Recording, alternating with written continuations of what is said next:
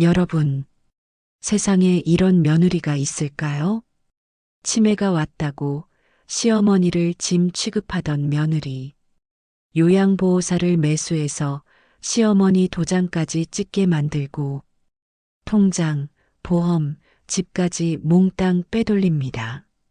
그리고 마지막에는 이런 말을 하죠. 어머니, 이제 요양원 가셔야겠네요. 집은 제가 관리할게요. 그런데요, 며느리는 몰랐습니다. 시어머니가 숨겨둔 등기부등본 한 줄, 그 한 줄 때문에 그날부터 며느리 인생이 완전히 끝났다는 걸요. 제 이름은 강정희입니다. 올해 68. 남편이 떠난 지도 벌써 5년이 됐습니다. 젊을 때는 남편이 공장에 다니며 고생했고, 저는 시장에서 떡 장사를 했습니다. 새벽 4시에 일어나서 찹쌀을 씻고 불을 지피고 손이 터져 피가 나도 돈을 모았습니다. 그렇게 모은 돈으로 우리는 겨우 작은 집 한 채를 마련했고 아들 민수는 대학까지 보냈습니다.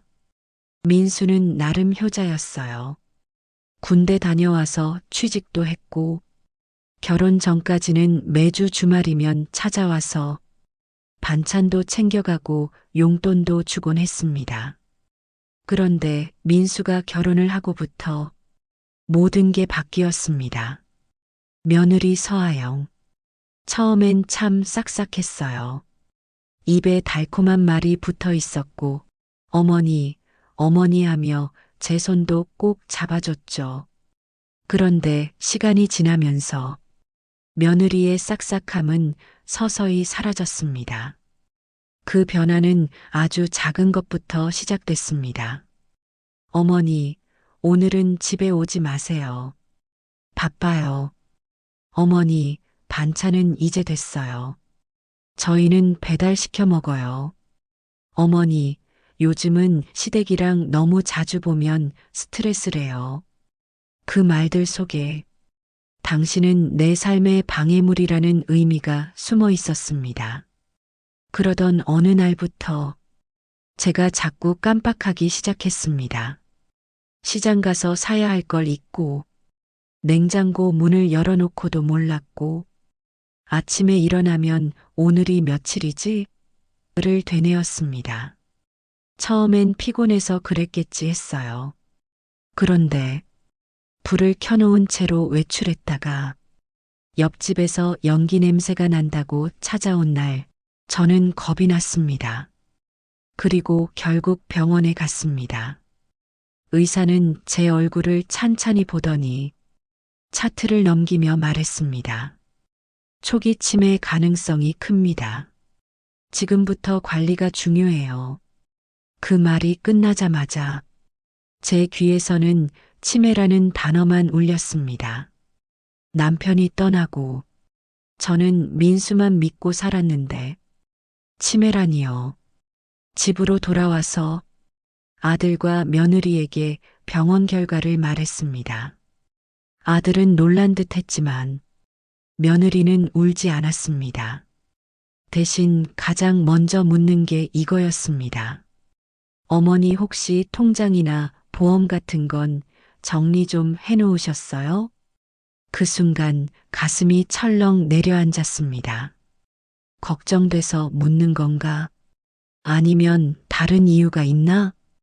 그 질문은 어머니를 생각하는 말이 아니라 돈을 확인하는 말처럼 들렸습니다.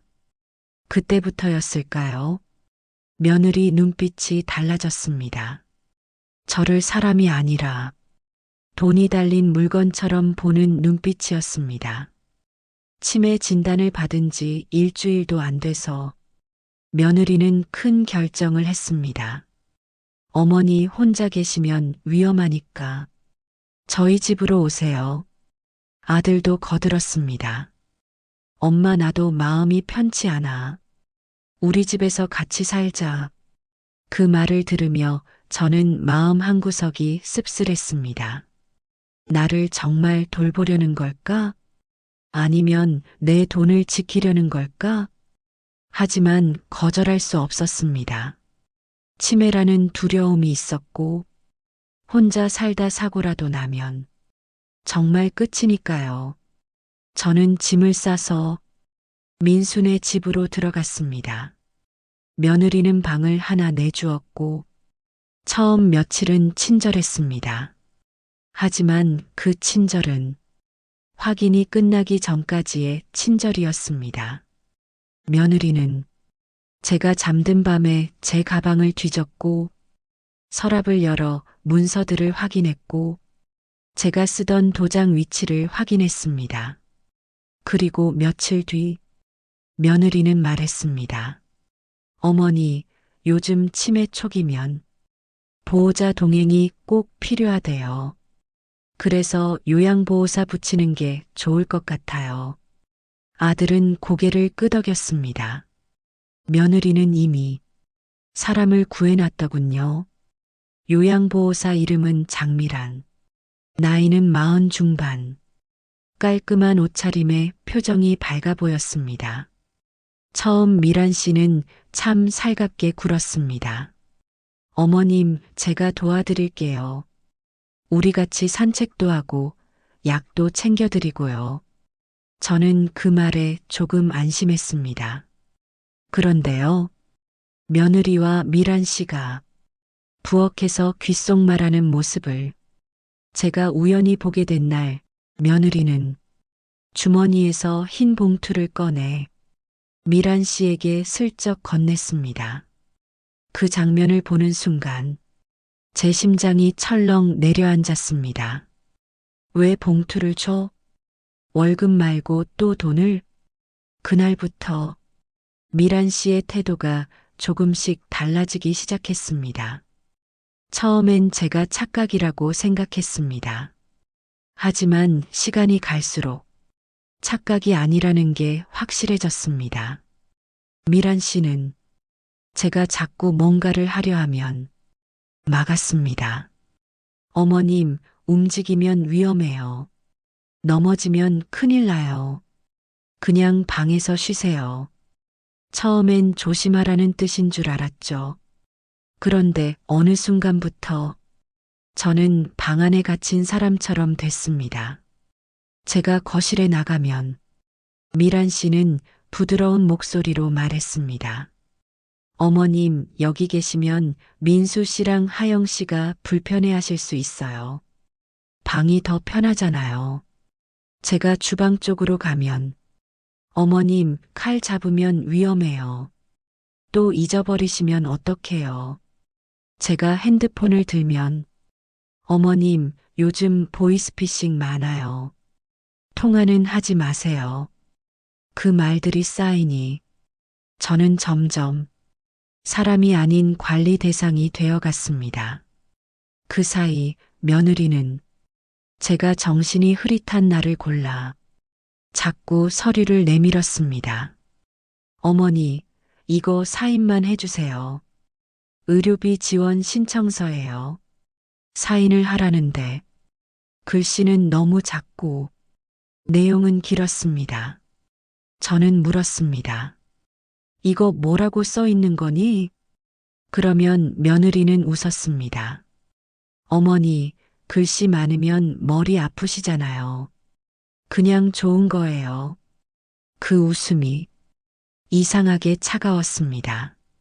며느리는 더 나아가 제 도장을 찾기 시작했습니다. 어머니 도장은 어디 있어요? 요즘은 도장도 필요하대요.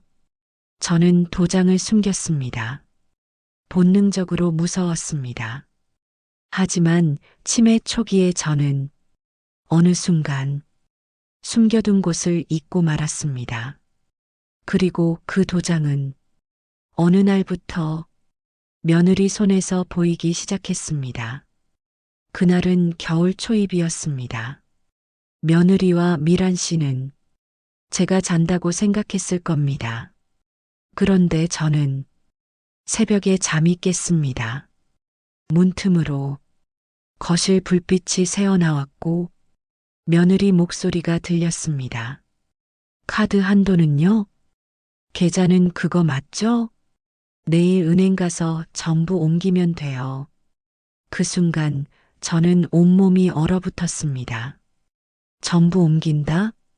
저는 그날 아침 미란 씨가 잠시 화장실 간 사이 몰래 집을 나왔습니다.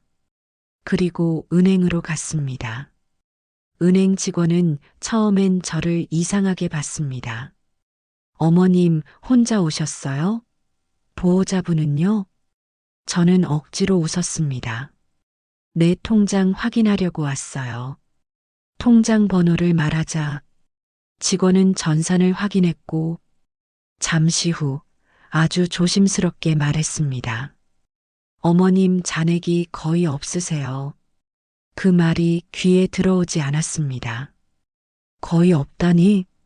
저는 직원에게 소리쳤습니다. 무슨 소리야? 내 돈이 3억 넘게 있었어. 직원은 화면을 돌려 보여줬습니다. 거기엔 최근 한 달 동안 이체 내역이 빼곡했습니다. 그리고 수취인 이름은 서하영. 내 며느리. 제 손이 떨렸습니다. 눈앞이 아찔해졌고 심장이 미친 듯이 뛰었습니다. 저는 다시 물었습니다. 이거 내가 한 거야? 직원이 말했습니다. 어머님 서명과 도장으로 처리됐습니다. 그 순간 저는 주저앉을 뻔했습니다. 내가 치매라서 몰랐던 사이 며느리는 내 돈을 하나도 남김없이 빼갔습니다. 은행을 나올 때 세상이 무너지는 느낌이었습니다. 집으로 돌아오자 며느리는 태연하게 웃었습니다. 어머니 어디 다녀오셨어요?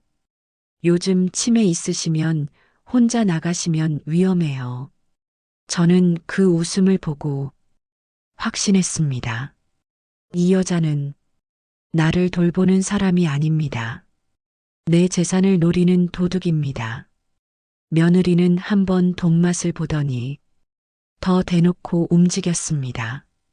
저를 병원에 데려가 진단서를 더 확실히 받아냈고 치매가 심해지는 것처럼 꾸미기 시작했습니다. 제가 말실수라도 하면 그걸 녹음해 두고 제가 시장에서 산 물건을 잊으면 봐요, 어머니 심해지셨어요 라고 말했습니다. 그러다 결국 가족 식탁에서 며느리는 폭탄 선언을 합니다. 어머니 상태가 더 심해지셨어요. 전문 요양원에 모시는 게 맞아요. 아들은 피곤한 얼굴로 말했습니다. 엄마 나도 회사 다니느라 힘들고 하영이도 지쳤어. 우리도 어쩔 수 없잖아. 그 말이 제 가슴을 찢었습니다. 저는 겨우 말했습니다.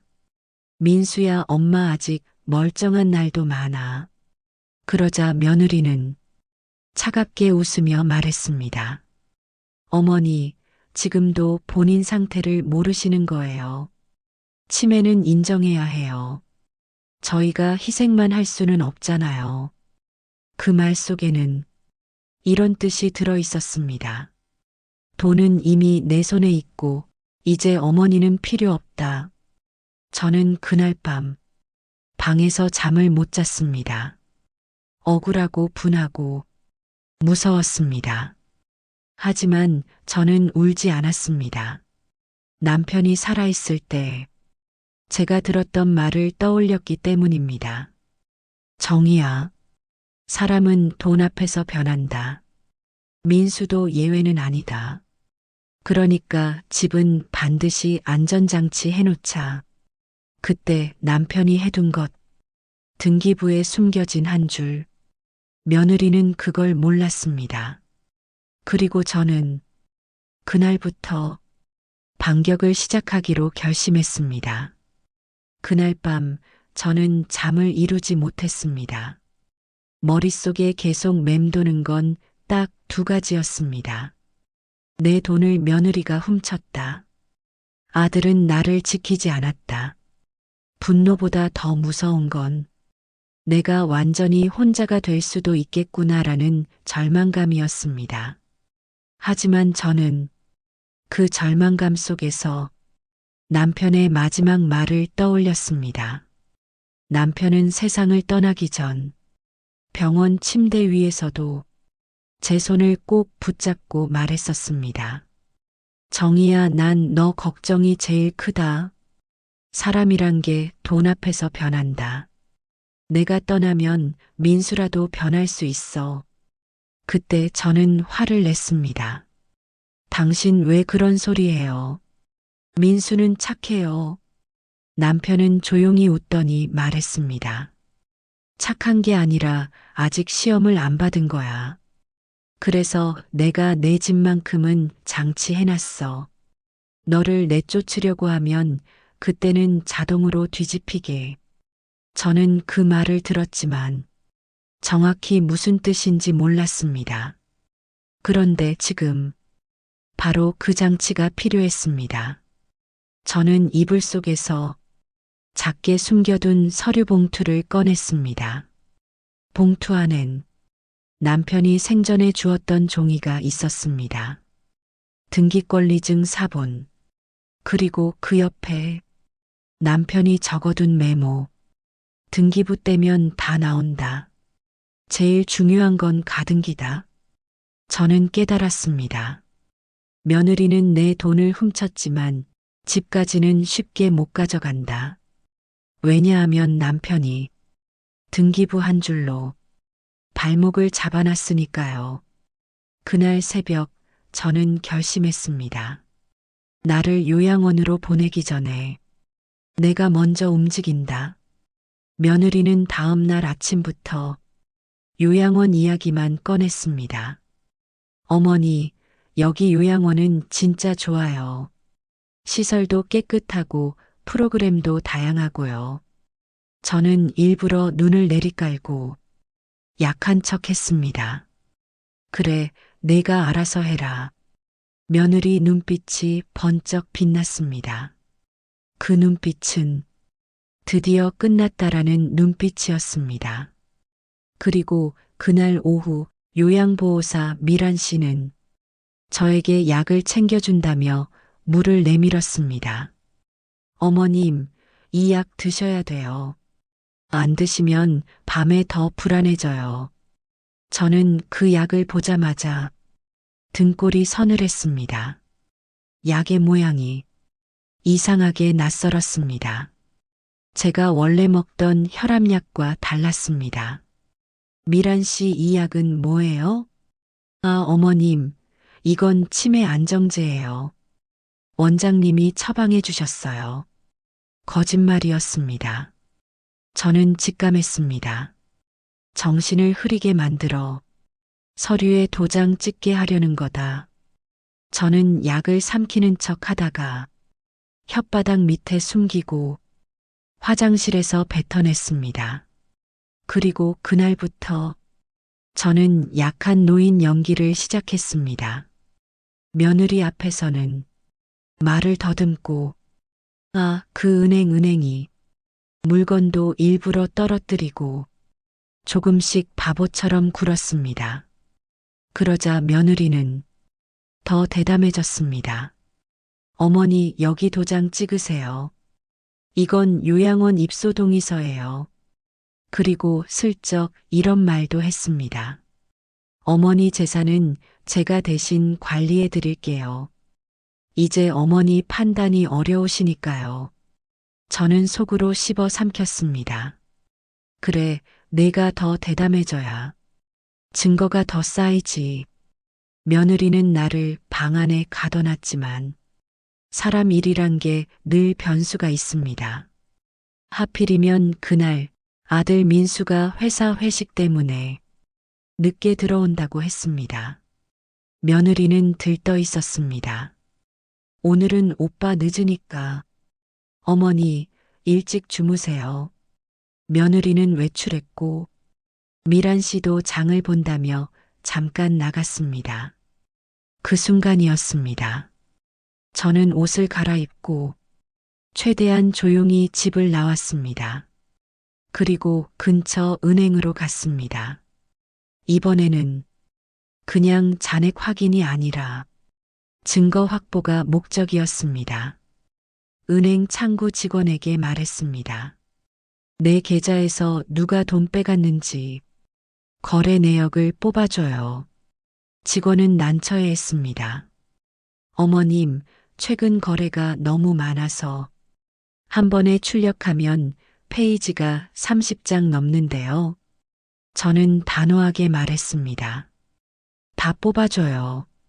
돈이 내 건데 내가 봐야죠. 직원이 출력을 하는 동안 프린터에서 종이가 쏟아져 나왔습니다. 그리고 거기에 찍힌 수취인 계좌, 어김없이 서하영. 하지만 중요한 건 그 다음이었습니다. 이체 메모에 남아있는 글자, 생활비, 관리비, 병원비, 며느리는 마치 정상적으로 돈을 쓰는 것처럼 명분을 만들어 놓았습니다. 하지만 저는 알았습니다. 생활비는 배달만 시켜 먹는데 무슨 생활비인지, 병원비는 건강보험인데 무슨 병원비인지, 이건 계획적인 횡령이었습니다. 직원은 조심스럽게 물었습니다. 어머님, 혹시 가족분이 하신 거라면 문제가 될 수도. 저는 종이를 꽉 움켜쥐고 말했습니다. 가족이라도 도둑질하면 도둑이지요. 그리고 저는 그 거래 내역 30장을 봉투에 넣고 집으로 돌아왔습니다. 마치 아무 일도 없었던 것처럼. 하지만 제 가슴 속에서는 불길이 타오르고 있었습니다. 이제 시작이다. 증거가 하나 더 필요했습니다. 며느리와 요양보호사 미란 씨가 한패라는 확실한 증거. 저는 치매 환자처럼 보이지만 실제로는 맑을 때가 많았습니다. 그걸 이용해 미란 씨를 떠보기로 했습니다. 다음 날 일부러 방 안에서 혼잣말을 크게 했습니다. 아, 남편이 남긴 돈이 아직 남아있는데 그걸 어디에 숨겨놨더라. 미란 씨의 눈빛이 바뀌었습니다. 순간적으로 반짝. 정말 짧은 순간이었지만 탐욕이 스쳤습니다. 그날 밤 미란 씨가 제 방에 들어왔습니다. 어머님, 뭐 숨겨놨다고 하셨어요? 제가 찾아드릴까요? 저는 일부러 흔들리는 척 했습니다. 통장. 미란 씨는 서랍을 뒤지기 시작했습니다. 그리고 그때 제가 미리 켜둔 핸드폰 녹음기가 모든 소리를 담고 있었습니다. 서랍을 뒤지는 소리, 종이 넘기는 소리, 그리고 미란 씨가 며느리에게 전화하는 소리. 사모님, 어머님이 숨겨둔 돈이 아직 있대요. 통장 찾으면 바로 처리하면 될 것 같아요. 저는 숨이 멎을 뻔했습니다. 사모님? 아들 민수의 아내에게 요양보호사가 사모님이라고 부르는 그 순간 관계가 확실해졌습니다. 며느리가 돈으로 미란 씨를 관리하고 있다는 증거. 그날 이후 저는 미란 씨를 더 깊이 함정에 빠뜨리기로 했습니다. 며느리는 요양원 입소 계약서를 들고 왔습니다. 어머니, 이제 결정해야 해요. 여기 경쟁도 치열해서 빨리 계약금 걸어야 해요. 그 말은 거짓말이었습니다. 요양원은 원래 돈만 있으면 언제든 들어갈 수 있습니다. 며느리가 급한 이유는 하나였죠. 나를 빨리 치워야 자기 마음대로 돈을 쓸 수 있으니까. 며느리는 서류를 펼쳐놓고 저에게 도장을 찍으라고 했습니다. 저는 떨리는 손으로 도장을 잡는 척 하다가 문득 물었습니다. 하영아, 내 집은 어떻게 되는 거니? 며느리는 기다렸다는 듯 웃었습니다. 어머니 집은요? 어머니가 요양원 가시면 관리할 사람이 없잖아요. 제가 대신 처리해 드릴게요. 저는 다시 물었습니다. 처리라니? 며느리는 아주 자연스럽게 폭탄 같은 말을 내뱉었습니다. 명의를 정리해야죠. 어머니 상태가 이러시면 나중에 상속도 복잡해지고 미리 제 앞으로 해두는 게 깔끔해요. 그 순간 저는 속으로 차갑게 웃었습니다. 드디어 본심을 꺼냈구나. 며느리는 진명의 이전 서류까지 꺼내려 했습니다. 그리고 그때 아들 민수가 거실로 들어왔습니다. 뭐해? 며느리는 놀라며 서류를 덮었습니다. 아, 오빠. 그냥 요양원 서류야. 아들은 피곤한 얼굴로 말했습니다. 엄마, 그냥 도장 찍어. 엄마한테도 거기가 편해. 저는 그 말을 듣고 가슴이 쿵 내려앉았습니다.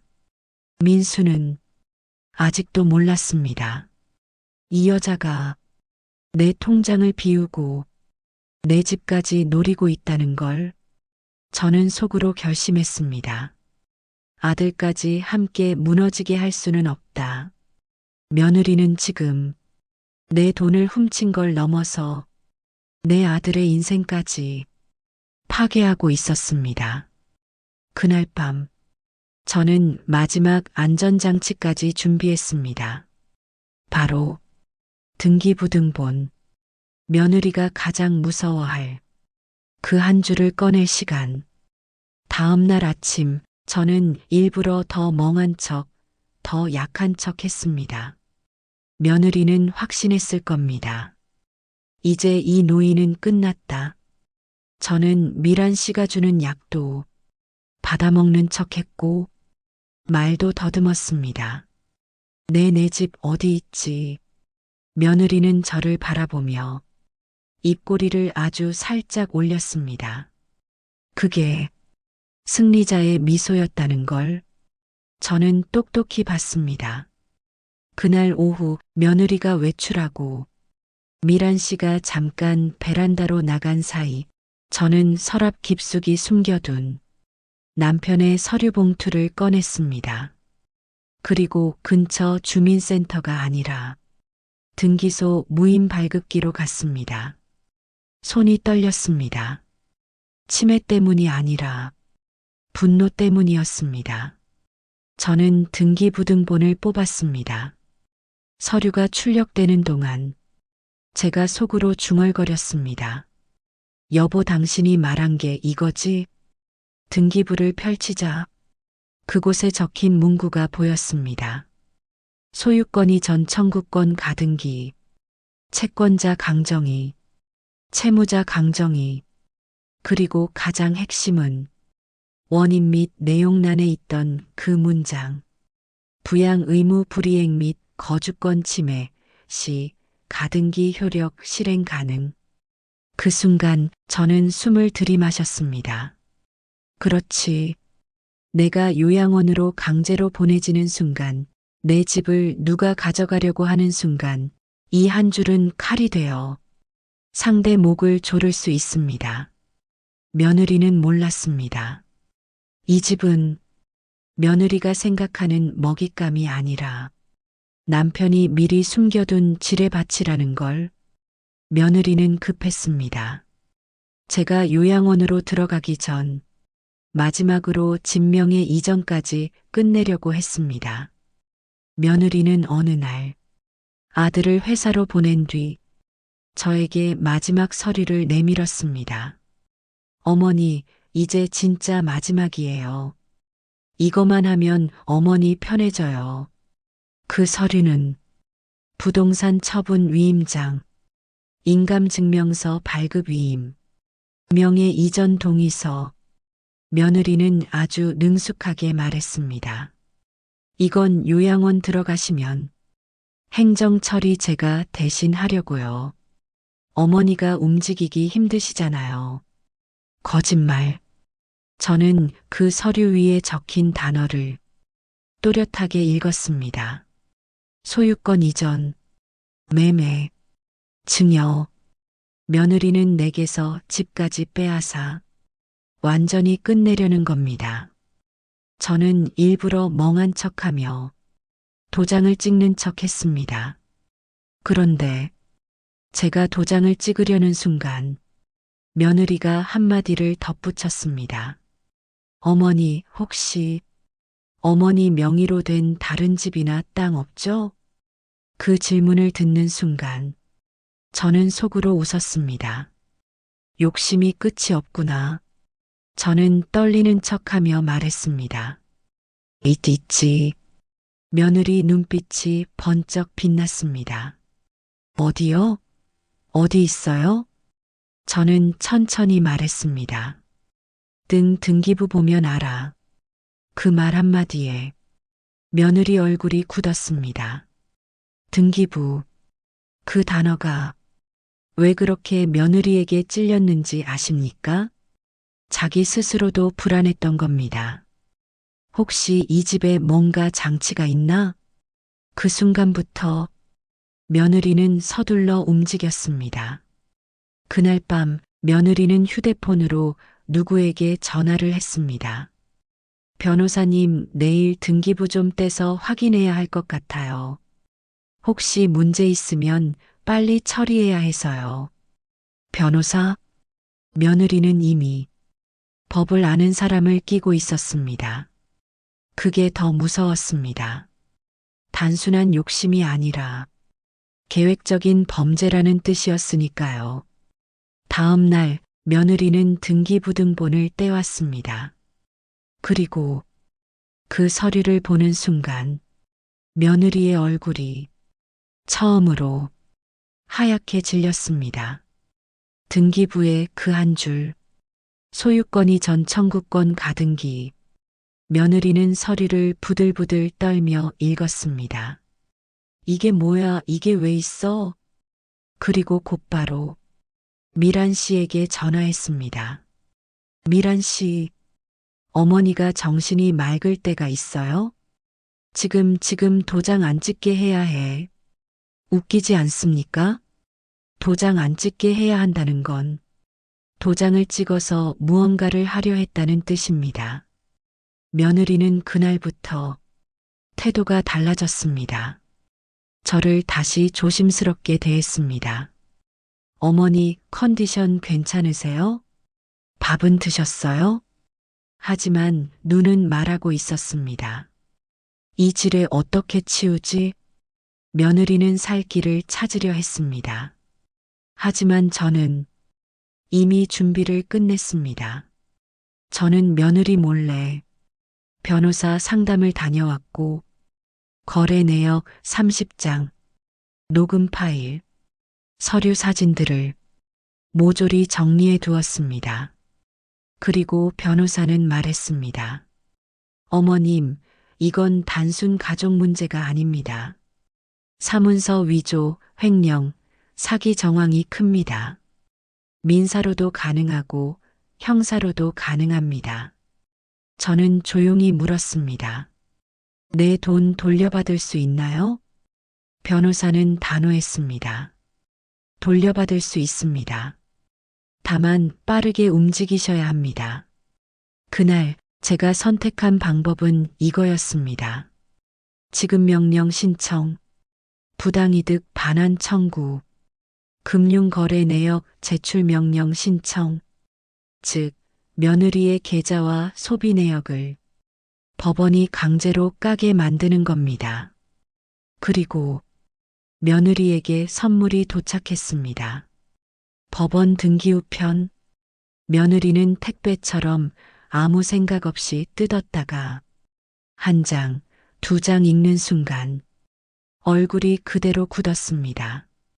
뭐야 이게. 서류에 적힌 글자들. 지급명령, 부당이득 반환, 금융거래 내역 제출명령. 그때부터 며느리 목소리는 떨리기 시작했습니다. 오빠, 큰일 났어. 아들이 집으로 뛰어들어왔습니다. 뭔데?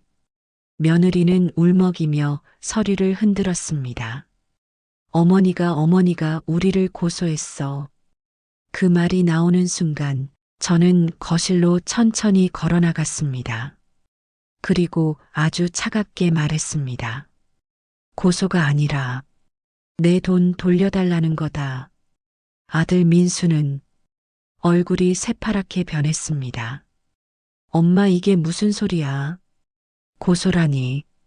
저는 봉투에서 거래 내역 서류 30장을 꺼내 식탁 위에 펼쳤습니다.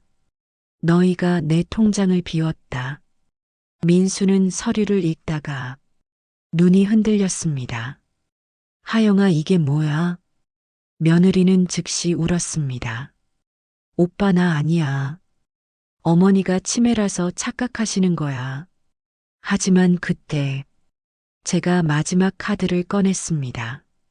핸드폰을 식탁 위에 올려놓고 재생 버튼을 눌렀습니다. 사모님, 어머님이 숨겨둔 돈이 아직 있대요. 통장 찾으면 바로 처리하면 될 것 같아요. 그 순간 집안 공기가 얼었습니다. 아들 민수는 며느리를 바라보며 처음 보는 표정을 지었습니다. 믿음이 무너지는 표정. 사모님? 며느리 얼굴이 창백해졌습니다. 그건 오해야. 하지만 민수는 이미 다 이해했습니다. 미란 씨가 사모님이라고 부르는 건 하영이가 돈을 줬다는 뜻이다. 민수는 떨리는 손으로 며느리에게 물었습니다. 하영아, 너 엄마 돈 정말 손댔어? 며느리는 순간 눈빛이 달라졌습니다. 울던 얼굴이 차갑게 굳어졌습니다. 그래 손댔어. 그럼 어쩔 건데? 그 말은 전쟁 선포였습니다. 며느리가 그래 손댔어라고 말한 그 순간 아들 민수는 숨이 멎은 사람처럼 서 있었습니다. 너 지금 무슨 말하는 거야? 며느리는 입꼬리를 비틀며 웃었습니다. 오빠도 잘 생각해봐. 우리가 지금 돈이 없는데 애 키우고 대출 갚고 어머니 돈이 제일 확실한 방법이잖아. 저는 그 말을 듣고 몸이 덜덜 떨렸습니다. 치매 때문이 아니라 살면서 한 번도 겪어본 적 없는 배신감 때문이었습니다. 그런데 더 무서운 일이 벌어졌습니다. 며느리는 그날 밤 조용히 전화를 걸었습니다. 엄마 큰일 났어. 어머니가 법원 서류를 보냈어.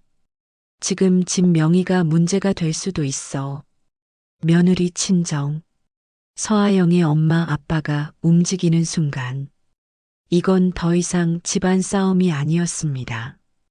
다음 날 그 집으로 며느리 친정 식구들이 들이닥쳤습니다. 친정 엄마는 문 열자마자 저를 보며 이런 말을 했습니다. 어머님, 이게 지금 무슨 짓이에요? 치매 걸린 분이 고소를 해요? 저는 조용히 말했습니다. 치매여도 내 돈이 내 돈인 건 압니다. 친정아빠는 아들 민수에게 소리쳤습니다. 너는 처가 편을 들어야지. 집안 망신시킬 거야? 그 순간 민수의 얼굴이 찢어질 듯 일그러졌습니다. 민수는 지금 아내 편과 엄마 편이 아니라 도둑 편과 피해자 편 사이에 서 있었습니다. 하지만 친정 쪽은 자기 딸을 도둑이라고 인정할 생각이 없었습니다. 그들은 이미 다른 계획을 세워둔 눈치였습니다. 그날 저녁 며느리와 친정엄마는 저를 방으로 밀어 넣었습니다. 어머니, 지금 스트레스 받으시면 안 돼요. 방에서 쉬세요. 그리고 문을 잠갔습니다. 저는 직감했습니다. 증거를 없애려는 거다. 저는 문틈으로 거실을 바라봤습니다. 친정엄마가 장롱을 열고 제 서류 봉투를 뒤지기 시작했습니다. 친정아빠는 제 가방을 뒤졌고 며느리는 미란 씨에게 소리쳤습니다. 미란 씨, 어머니 도장 어디 있는지 알아요? 빨리 찾아요. 도장? 그들은 제 도장을 없애려는 겁니다. 서류 작업에 쓰였던 도장, 즉, 범죄의 흔적. 그때였습니다. 미란 씨가 제 방문 앞에서 낮은 목소리로 말했습니다. 어머님 괜찮으세요? 저는 문에 얼굴을 가까이 대고 속삭였습니다. 미란 씨, 너 이제 선택해라. 같이 망하든지 살든지. 미란 씨는 잠시 말이 없었습니다. 그리고 아주 조용히 열쇠 소리가 났습니다. 찰칵 문이 열렸습니다. 미란 씨는 문을 열어주고 제 귀에 속삭였습니다. 어머님 지금 서류랑 도장 찾고 있어요. 저 무섭습니다. 저도 끌려가요. 그 순간 저는 알았습니다. 미란 씨는 며느리 편이었지만 이제는 겁이 난 겁니다. 법원 서류가 오고 녹음이 공개되니 자기도 감옥 갈 수 있다는 걸 깨달은 거죠. 저는 미란 씨에게 말했습니다. 지금부터 내 말대로 해. 내가 너 살려준다.